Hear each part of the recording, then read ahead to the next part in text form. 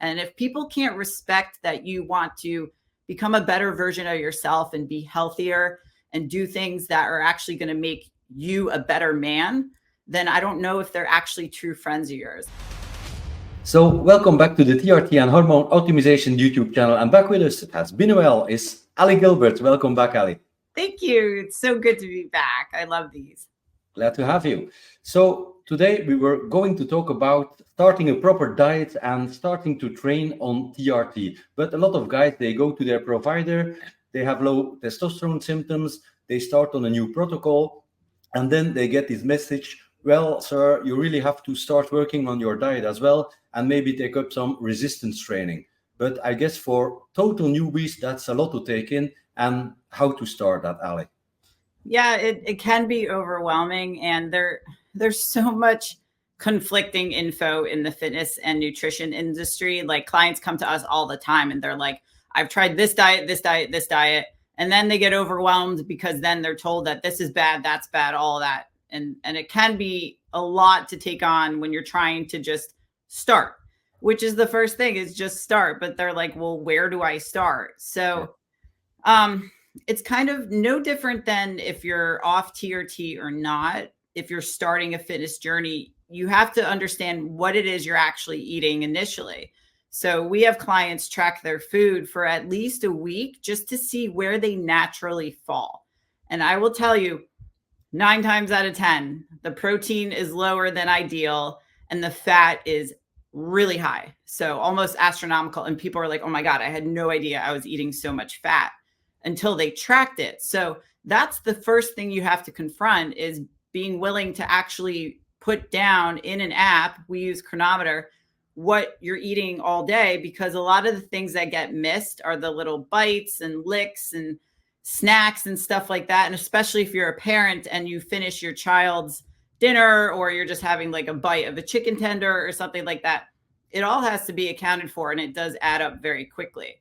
And then if somebody is not training at all and they want to start weight training and going to the gym, they do feel overwhelmed because they're like, well, do I have to start with bro splits, which is like legs, chest, back, or whatever? And they actually are better off starting full body workouts and start that 2 to 3 days a week. So you can set your week where, all right, I'm going to go to the gym on these days. I'm going to do a total body workout, and that involves a squat movement, a hinge movement, which is like a deadlift movement, a push, a pull, a press, and you're good to go. That's really the best way to start if you're starting from nothing. And that hits everything and it checks off that box.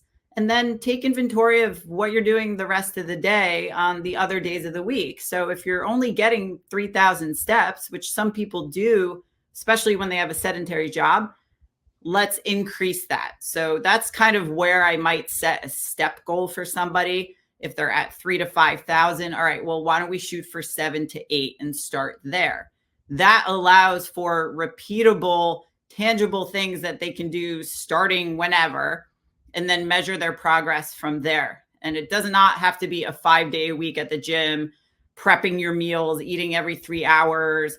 As long as we know at least how much protein we're eating, and then where we go with carbs and fats, that's more dictated on someone's body composition. But literally, that's all you have to do to start. 2 to 3 days in the gym, and then you can increase once you have a handle on your schedule and your new routine and all of that, because that enough is a big taking on for a lot of people. Yeah, well, I guess a lot of these men are 40s, maybe 50s, starting on TRT after maybe decades of being lazy. And then they get this message and they probably ask, how do I fit this all in my career, in my social life, in my family life? What tips can you give? So if you're a parent, most of our guys who are dads, early morning workouts are probably the best time. And if you're not a morning person, it's just something that you may have to shift your schedule to do. And what I have guys do is kind of audit what they're doing at night. So if you get home from work, say you have dinner, all right, what happens after that? Are you watching TV? Are you spending time with your wife? What time do you actually go to bed? Because a lot of that time gets filled with scrolling the phone, just kind of staring at the TV, or maybe they have their brain still functioning because of work. So think about, all right, let's shift the schedule. Maybe we have to get up early, 4:35 a.m., which seems very early for a lot of people, but that's the best time of day when you're probably not going to be distracted. You're not going to be bothered by anybody else in the household, and you can get all your man shit done before you have to take on the rest of the day. And it doesn't have to be a 3-hour or 2-hour time block. Start with 30 minutes. So I always ask people, I'm like, we're going to meet you where you're at. If you have 30 minutes a day, we will fit what we have to do in that 30-minute time frame. So usually the early morning is the best time for most people, especially if they're a parent. If their only time is after work, build that into your schedule. Talk to your spouse or whomever, has responsibilities that are with you, that this is time that I need to dedicate for my health so I can show up as the best husband, father, anybody in that person's life. And if they have nobody that they have to answer to or account for, it does make it a little bit easier. But a lot of guys are afraid to selfishly do that. And I think you have to be selfish to some extent, because this is helping you. Because if you go down, you get sick or injured or something, everybody is affected. So you have to really take hold of your health, take that into your own hands, grab the reins, get that done, because that is also going to be met with resistance from their social circle, as we were talking about offline, and anybody that they're maybe used to hanging out with on weekends and stuff like that. So when anyone makes a big drastic change in their schedule or where they're taking on a transformation, those are things that have to be accounted for. Yeah. And I guess a lot of men have busy careers, and maybe they will tell you, I have to have several business lunches or dinners in restaurants during the week. How to go about that? You can't go tracking and bringing weight scales to the restaurant. Some people do, but I definitely do not encourage that. Navigating food out is actually pretty easy. And there's plenty of times that I've traveled and I have been dieting, and I'm like, damn, you really have to know going into that situation what you're going to be up against. So if you know the restaurant that you're going to, look at the menu beforehand, decide what you're going to have before you get there so that you have a plan.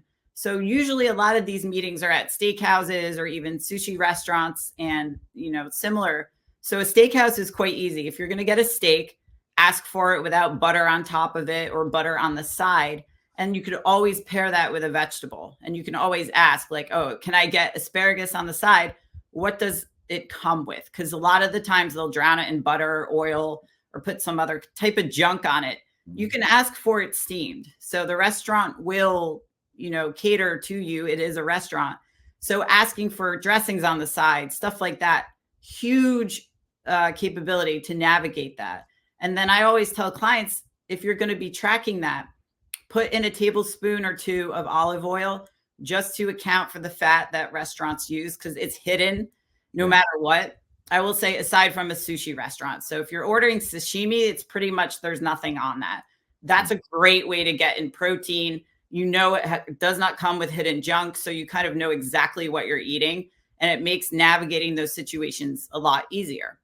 Now, with alcohol, usually alcohol accompanies these types of meetings, whether they're after work, dinner, lunch, whatever. So this is where the body composition goal comes into play. So initially, if somebody has a lot of body fat to lose, alcohol is not going to help that. Alcohol is a toxic substance, and everybody's so much more worried about, is my food clean, or is it grass-fed, finished, massaged? Has it gone through red light therapy? All that shit. Like literally club soda and lime can be a hidden drink. And if you're with a client who is enforcing this and it's disrespectful in your mind, then have one, don't order any starch with it so that you can kind of curb the effect of that meal. But if you're eliminating alcohol, obviously it's a lot better. You can just tell people you're sober. You can tell them you don't drink, or just say there's things in my blood work. My doctor said I can't drink. They're not going to, resist you on that. Yeah. Awesome tips. What about going on holidays? Because I know myself, when I go on holiday for 2 weeks with my wife and kids, it's very difficult to get workouts in. We do a lot of walking, of course. You're more having steps than usual. But what about resistance training during holidays? So if somebody's resistance training consistently and they go away and they don't have an option to train, it's okay. So you're not going to drop 10 pounds of muscle in 1 week of laying off training. In fact, it actually might be good for somebody who has been training a ton and they actually need a break. Yeah. So if they do want to train, make that clear to whomever you're traveling with. If there's no gym, you could always do body weight stuff, and that can be pretty intense. It could be 20 minutes of doing different types of squats, push-ups, like, animal flow type style of workouts, but that will actually help you feel better. That can also be done early in the morning before everybody wakes up. I personally like to seek out what gyms are in the area if I'm going to a place that has gyms and stuff like that, because then I like to gym tour and go visit other gyms. And most of them do a day pass, and you can just find them on Instagram, be like, hey, do you guys do drop-ins or do you do day passes and stuff like that? And it's really fun. And then you get to explore other gyms, use different equipment. Usually it'll make you a lot more sore because you're using stuff that you normally aren't used to. So that's a great way to navigate it. But honestly, if you don't train at all, you do have control over your diet. So you can control how much you eat. You can control what you eat to an extent. And a lot of people actually drop weight when they go on vacation because the stress level comes down. So they're not prone to stress eating or stress drinking. And they actually are relaxed. Cortisol levels come down. They do a lot of walking, like you said. So they actually move a lot more, and they don't really eat a ton because they're not so, jacked up and feel like, oh my God, I got to eat. And they actually end up eating less. So you do have some control over certain variables when you go away. It's not the be all end all. Mm-hmm. Yeah, we know most guys going to a TRT clinic or provider, they get the advice to take care of their resistance training, of their diet, but a lot of times they also hear to take care of better sleep quality. What advice can you give there? So I used to actually really focus on sleep with people, and I would try to help them biohack it, right? So we could always use blue light glasses. We can use all these different things. I have found that if guys take care of getting in good shape, which involves a level of aerobic conditioning, which we know most men are afraid of, they think their muscles will fall off. But if you get yourself in a more resilient, healthy spot, then the sleep quality starts to improve, and it becomes a byproduct of everything else you're doing. So I will say that obviously alcohol is something that's going to disrupt sleep. A lot of people think, well, oh, it helps calm me down. It puts me to sleep. It actually makes you pass out. So if you look at any wearable tech, like an Oura ring or something like that, you'll see the blips in the heart rate in the middle of the night, or maybe you wake up in the middle of the night because of the cortisol rush. So setting your room to where it's cold. So I live in Florida, and even in the summer, I have it frigid. And I want to go to sleep when it's cold, a dark room, and then calming yourself down. And whatever that looks like for somebody, a couple hours before bed. A lot of people ask about eating late. And if you do eat too late, too close to bedtime, it can disrupt sleep because your body's focusing on digesting and not actually starting the processes of calming your body down and getting you to sleep. So, 90 minutes to 2 hours beforehand. So enough where it's not going to cause you to wake up in the middle of the night hungry. If you're dieting, you just have to deal with it. That's part of what happens. And pre-bed protein can actually help feel satiated and put you to sleep.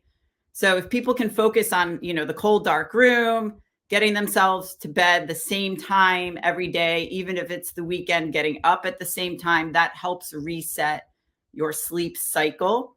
Those are really the best things that you can do, because as you work on your fitness and your nutrition, it's going to become a lot easier. Your resting heart rate will drop, and then sleep quality will actually get way better because you're healthier. Yeah. When I was much younger, 30 years ago probably, I set my alarm in the middle of the night, around 2 or 3 o'clock, to get up and get some protein. That's so funny. Yeah, people will wake up in the middle of the night and they're like, I ate all, like, they don't even remember what they eat, and they sleep eat and stuff. Yeah. I don't know how to stop that. Lock your fridge at night or something. Yeah, well, no, I wasn't hungry at the time, but I just thought I had to get those proteins in to get my muscles growing. Yeah. That was stupid, I know. I I remember. was young. I was young and there was no internet, so Yep, yep. I Thank didn't know God. better. And I had the typical flex magazines, and they told you eat protein every 3 hours. So Yep. that's what I Otherwise, did. your muscles will fall off, and then all of a sudden you'll become catabolic. So now we know better. Yeah. Well, another question. What if people tell you, yeah, I have to start resistance training from my doctor, but I really don't like to take on dumbbells and barbells. Can I just use machines? Would that work? Yeah, that actually is great because it's also meeting somebody where they're at. So if they're willing to use machines, absolutely. And machines work great if you have any nagging injuries and stuff. So say that you sprained your ankle or whatever. You have the rest of your body that you can work on, and you don't necessarily have to stand on that foot in order to get a good effective workout. So if somebody's willing to do machines, yeah, let's hit the machines, let's hit them hard. Maybe then they'll be a little bit more open to different modalities, or even if they want to start body weight, like everybody has to start somewhere. Mm-hmm. So machines can provide a very effective way of actually hitting the muscles. It doesn't have to be so complicated to where it's got to be the absolute perfect program and, executing certain areas of the muscle and all of that. Just get it done. And that's better than nothing. Like, honestly, people overanalyze a lot of program design. And I'll tell you, like, a program that's shitty, but it's done consistently is going to yield way better results than if you have like the most expertly designed program and you're doing it haphazardly or half-assed. Yeah. I guess there are also some men who will tell you, well, I just hate going to the gym, period. Are there any other sports that are good as well to get some resistance training in? So I would actually want to know why they hate it. And I understand that a lot of people have garage gyms. You can get a very effective workout with adjustable dumbbells or even equipment that you have at home, carrying heavy things around, tires if they want to flip tires, sure. Like literally anything that weighs a certain amount that you can throw around and, get some external load, then that can absolutely be duplicated. Like there's very creative ways that people can find to train. And that happens when people go away to places that are like in the jungle and there's nowhere to actually train. You can be creative using trees for pull-ups, push-ups, all that stuff. You can switch every type of push-up, pull-up that you do. You can switch the grip. You can switch, the amount of time that you spend lowering yourself down, or what's called the eccentric part of the lift.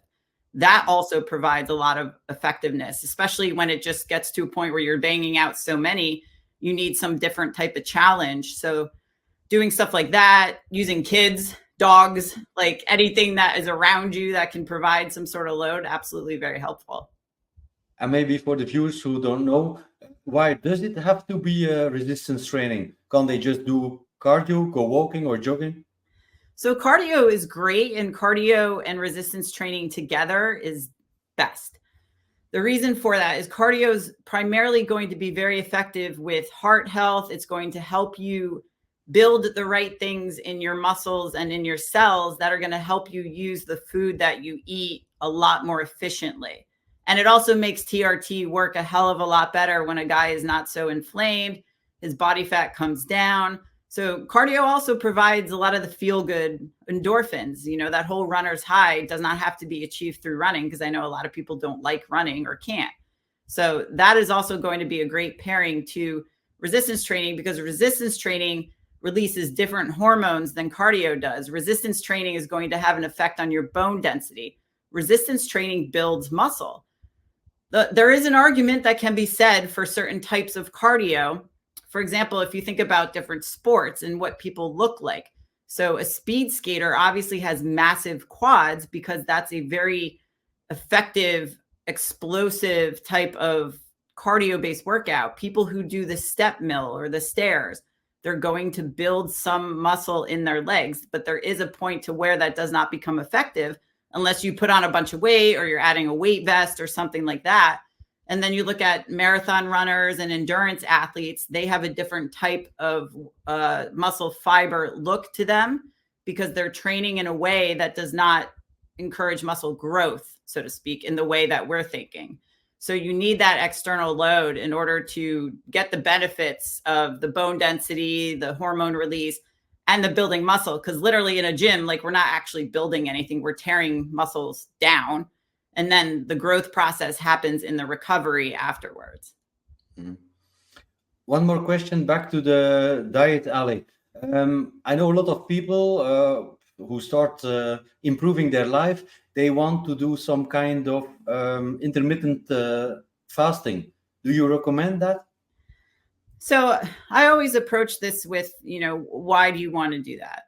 Because it's usually because they heard that it's an effective form of fat loss. So obviously, if we don't eat all day, that lowers the amount of calories we take in throughout the week. So we have to, look at the difference between intermittent fasting for certain health benefits, whether that's, giving your gut a break and then getting benefits from that, or if it's from a structured meal intake perspective. So when people say fasting, they usually mean the 16 to 8 protocol, where they're not eating for 16 hours and then they're only eating within 8 hours. A lot of people find that they can't get in the calories they need to within that 8-hour window. So they fall short. And over time, if you're not eating enough to support what you're doing in the gym or even outside the gym, that is going to have consequences. You're not going to look the way you want. Your hormones will get a little bit dysregulated. And I'm talking more of the hunger hormones and stuff like that. If somebody is dieting really hard and that helps them structure to where, okay, this is now where I'm going to get my food in, and they can get all their calories in, then absolutely have at it, whatever works for you. What I don't advise is if someone's trying to do that and they work out early in the morning and then they wait to eat until like noon, they've missed that period or that window where muscle growth is probably the most efficient, so that you want to feed the muscles right after you train. Otherwise, you're really not going to feel so hot if you're eating hours later, and it's not really going to yield the aesthetic benefits that somebody wants from muscle growth. So it's tricky because people like how they feel when they don't eat.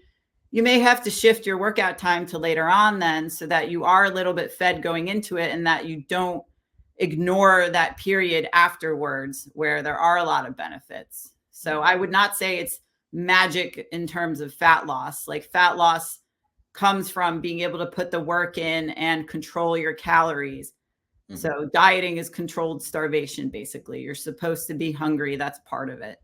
The times I would use like a 24-hour fast is to help teach somebody the difference between true hunger and boredom hunger. Because if you fast for 24 hours, you get hungry, right? There is a period of time where that starts to go away. Like obviously it can be uncomfortable and annoying, but then it goes away and then it'll come back and then it'll go away. And then you learn what true hunger signals are, versus if you're struggling with binge eating or something else and you don't really know what that true hunger signal is. I've had people do that. And lastly, if someone's like, I just cannot lose weight, I'm special and I am immune to weight loss and all this stuff, I'm like, all right, do a 3-day fast. Don't eat anything. You'll lose weight. And they usually do. Yeah, sure. All right. What other tips can you give for newbies on TRT that are starting to improve their diet and lifestyle? Any other tips you can give before we round this up? So I think that, the improvement aspect of that, like some guys will experience a rise in hunger when they go on testosterone. So that means that you'll actually have more true hunger occurring. So again, what is the goal at the time that you're in the gym? If the goal is muscle growth, you want to feed those muscles. A lot of the guys that we handle, they're under eating for what they're trying to do. And, the muscle growth phase is a lot slower than fat loss. And anybody can get someone to lose weight. You can, buy any program, trainer, whoever online. Anyone can get you to lose weight. But is weight loss actually what someone wants or needs, or do they want to actually look better? I would say most people want to look better.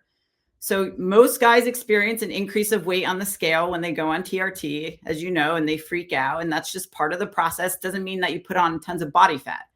So taking that into account, eating enough to support what you're doing in the gym, you will also gain weight if you've been under eating, because that's water, that's glycogen in the muscles.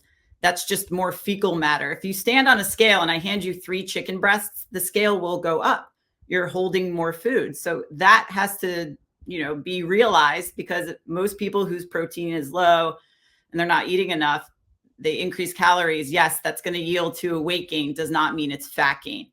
Muscle growth, men think that, oh, I have to eat an excessive amount in a surplus in order to grow muscle. And it doesn't work that way. Like, you can't force grow muscle. Just like if you cut your calories to nothing, you can't speed up fat loss. Your body will dictate the rate at which it does that. So anabolic processes are quite slow. Catabolic is really, really fast.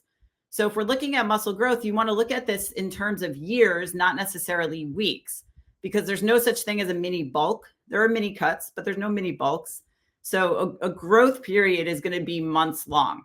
And there's a way to do it without getting sloppy. And I would say, guys, maybe start at 250 calories over what your predicted maintenance is and see what that does. Because you can actually grow muscle in a deficit, and people don't think that that can happen. But if you keep your protein high enough, I've seen that happen. And when guys increase calories, if they go too quickly, they think, oh, well, I gained 10 pounds in 3 weeks and it's pure muscle. It's really not. Like, the first 5 to 6 pounds is going to be water and glycogen and just more fecal matter and all that stuff. So then they become even bigger. They eat even more. And they're like, well, I'm fat now. I got to cut. And then they cut, and then they realize, oh shit, I didn't actually build the muscle I thought I did according to what the scale weight said. That's why you have to give it time. So you can keep your abs and you can keep your shape without it looking sloppy by just adding a little bit at a time. It doesn't have to be this crazy 9,000 calorie surplus. So for muscle growth and body composition change, if someone's new to this, I would say the first thing you want to do is make sure your protein is at minimum a gram per pound of body weight, or 2.2 per kilo.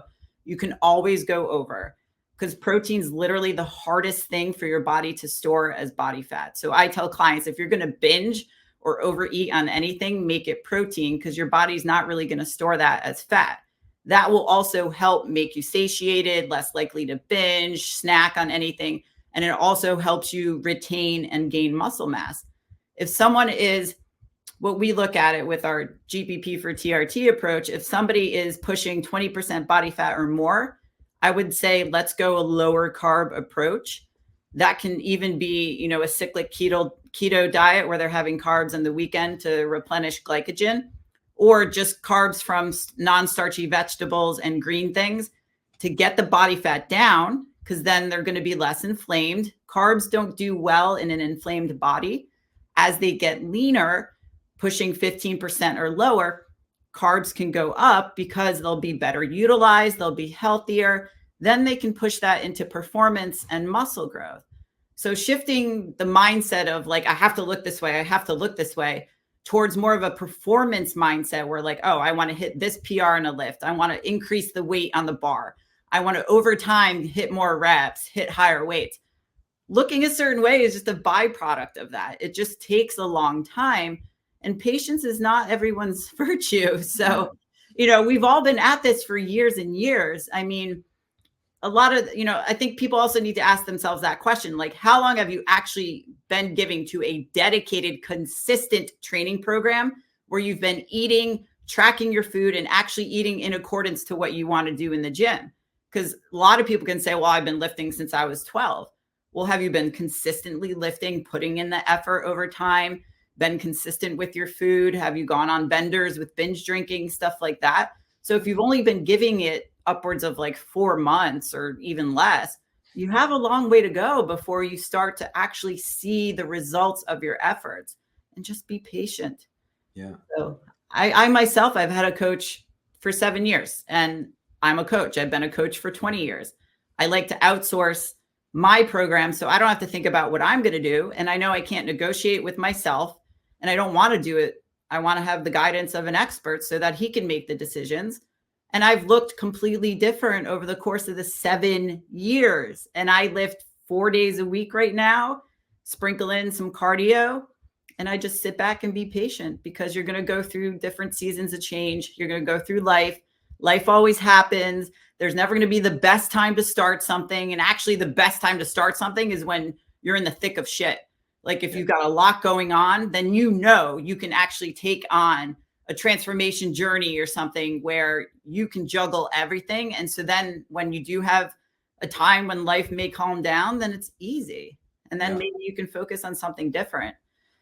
And I would say the other thing that people have to watch out for that we talk to our clients about is the social pressures, because that's come up a lot with people. And this is in business and in fitness.